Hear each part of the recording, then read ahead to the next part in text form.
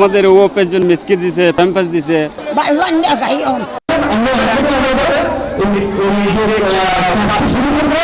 BNP জাতীয় স্থায়ী কমিটির সদস্য আমির খসরু মাহমুদ চৌধুরীর ছেলে ও আন্তর্জাতিক উপকমিটির সদস্য ইসরাফিল খসরু মাহমুদ চৌধুরী বলেছেন, সুখে দুঃখে মানুষের পাশে থাকার নামই রাজনীতি। বিএনপি জনগণের সমর্থন নিয়ে রাজনীতি করে। এটাই তো রাজনীতি, আমাদের কাজই তো জনগণকে নিয়ে।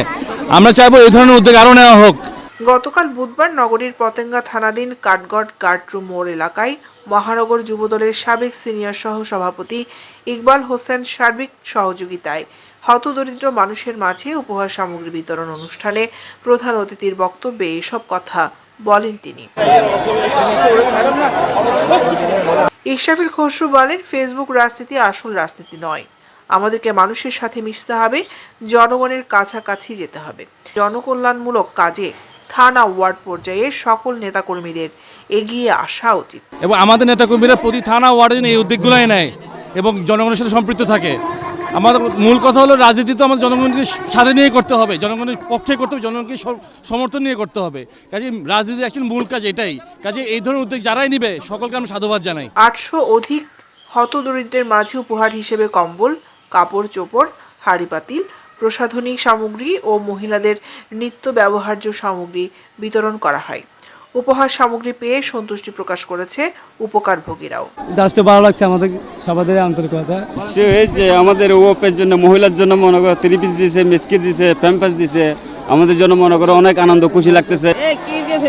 3 পিস দিয়েছে, ভালো লাগছে। ভালো লাগতেছে। আরো অনেক কিছু মনে করো ডেকচি, মনে করো কম্বল, বিভিন্ন জাতের মনে করো মহিলাদের সামগ্রী জিনিস দিয়ে আপ্যায়ন করেছিল।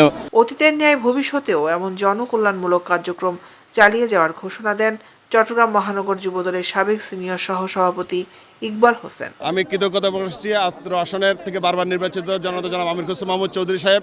উনি আমাদেরকে আদর্শের রাজনীতি শিখিয়েছেন, মানুষের কাছে কিভাবে গিয়ে মানুষের সাথে মিশতে হয়, মানুষের মাঝে কিভাবে মানুষের সাথে মিশে রাজনীতি করতে হয়। আমির খসরু মাহমুদ চৌধুরী আমার দীর্ঘ 91 সাল থেকে আমাদেরকে সেই রাজনীতি আমাদেরকে শিখিয়েছেন। আমরা সেই রাজনীতির ফসল হিসেবে আমরা আজকে মানুষের মাঝে আমরা মিশে যেতে চেষ্টা করছি। ওনার সুযোগ্য সন্তান ইসরাফিল খসরু মাহমুদ চৌধুরী আজকে তরুণ প্রজন্মের আইডল।